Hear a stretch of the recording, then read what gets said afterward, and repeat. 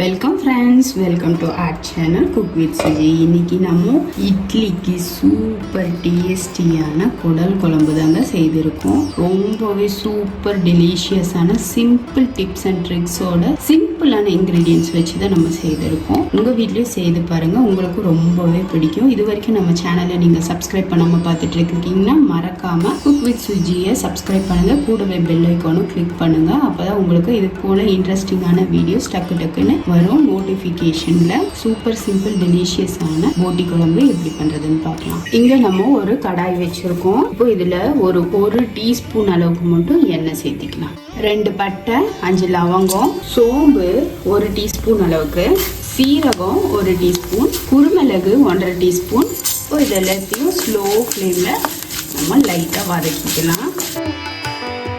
நமக்கு அந்த aroma release ஆகி வரணும். அதனால் ஸ்லோ ஃப்ளேமில் மட்டும் பண்ணால் போதும். ஃப்ளேம் ஹை பண்ணிட்டோன்னா டக்குன்னு கரிஞ்சு போயிடும். அப்புறம் டேஸ்ட்டே வேறு மாதிரி ஆகிடும், நல்லா இருக்காது. சின்ன கட்டியாக இருந்ததுனால 3 கட்டி பூண்டு எடுத்திருக்கேன். அடுத்ததாக ஒரு 1.5 இன்ச் அளவுக்கு இஞ்சி எடுத்திருக்கோம். அதையும் சின்னதாக கட் பண்ணிக்கலாம். தோல் சீவிட்டு கட் பண்ணி சேர்த்துக்கலாம். இந்த இஞ்சி பூண்டையும் இந்த மசாலாவோடவே வறுத்துக்கலாம். இப்போதான் இதில் மெயின் இன்க்ரீடியண்ட்டு நான் சொல்கிறது இந்த பச்சரிசி தாங்க. ஒரு ஸ்பூன் அளவுக்கு பச்சரிசியை சேர்த்திடலாம். சேர்த்தி பச்சரிசி பார்த்திங்கன்னா கொஞ்சம் பொரியிற வரைக்கும் வறுத்தெடுத்துக்கலாம். இப்போ பச்சரிசி பார்த்திங்கன்னா பொரிஞ்சிடுச்சு. இதில் கட் பண்ண வெங்காயம் பார்த்திங்கன்னா ஒரு கைப்பிடி அளவுக்கு சேர்த்திடலாம். சின்ன வெங்காயம் சேர்த்திங்கன்னா ரொம்பவே நல்லாயிருக்கும். நம்ம இன்றைக்கி பெரிய வெங்காயம் தான் சேர்த்திருக்கோம். வெங்காயம் கொஞ்சம் நமக்கு நிறம் மாறினா போதும், ரொம்ப கருக்கணும் அப்படிலாம் அவசியம் கிடையாது. நம்ம இது வரைக்கும் பார்த்திங்கன்னா ஃப்ளேமை ஸ்லோவில் வச்சு தான் வறுத்துட்ருக்கோம், ஹை பண்ண கிடையாது. இப்போ நம்ம ஃப்ளேமை ஆஃப் பண்ணிடலாங்க. வெங்காயம் பார்த்திங்கன்னா நிறம் மாறிடுச்சு. இப்போ இதில் வரமிளகாய் தூள் பார்த்திங்கன்னா 1 ஸ்பூன் அளவுக்கு நான் சேர்த்துக்கிறேன். மல்லித்தூள் பார்த்திங்கன்னா ஒரு 1.5 ஸ்பூன் அளவுக்கு சேர்த்துக்கலாம். இதை இந்த பேன் சூட்டிலே வறுத்துக்கலாங்க.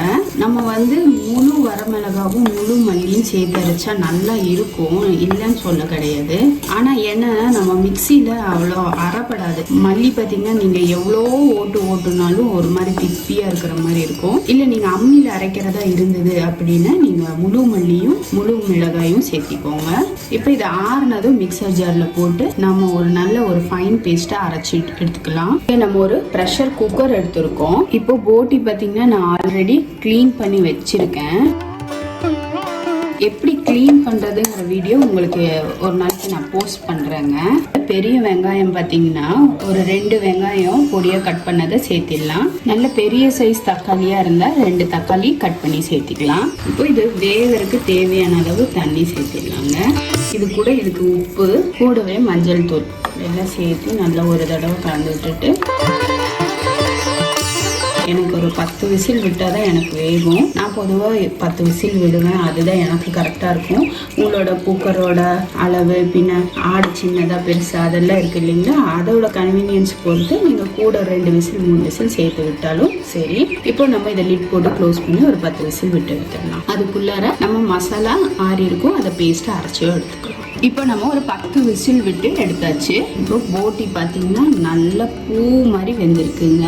நம்ம ஆல்ரெடி வறுத்து தான் அரைச்சிருக்கோம். அதனால இந்த அரைச்ச மசாலாவை சேர்த்திடலாம். சேர்த்தி நல்லா கலந்து விட்டுட்டு ஸ்லோ ஃப்ளேமில் வச்சு ஒரு 10 நிமிஷம் போல பச்சை மணம் போகிற வரைக்கும் வேக விட்டு எடுத்துக்கலாங்க.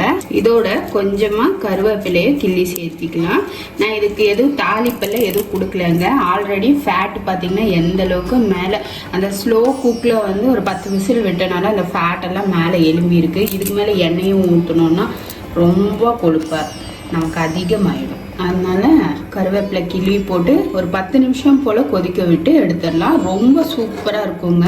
இந்த ஸ்டேஜில் உங்களுக்கு காரம் உப்பு ஏதாவது பத்தலைன்னா சேர்த்திக்கோங்க. இப்போ லிட் போட்டு க்ளோஸ் பண்ணி ஒரு 10 நிமிஷம் போல் வேகட்டும். இப்போ 10 நிமிஷம் கழிச்சு ஓப்பன் பண்ணி பார்க்கலாங்க. பார்த்தீங்கன்னா நம்ம அந்த ஃபேட் எல்லாம் பாருங்கள் மேலால் அப்படியே ஓரமாக சூப்பராக இருக்குது. நம்ம போட்ட காரம் நமக்கு கரெக்டாக இருந்துச்சு. உங்களுக்கு வேணும்னா கூட குறைய சேர்த்திக்கோங்க. சூப்பர் டேஸ்டியான குடல் குழம்பு நம்ம வீட்லேயும் ரெடி ஆயிடுச்சு. உங்கள் வீட்லேயும் ரெடி பண்ணுங்கள். இதே போல் டேஸ்டியாக சூப்பராக என்ஜாய் பண்ணுங்கள். இது வரைக்கும் வீடியோவை பொறுமையாக பார்த்ததுக்கு ரொம்ப ரொம்ப நன்றி ஃப்ரெண்ட். தேங்க்யூ.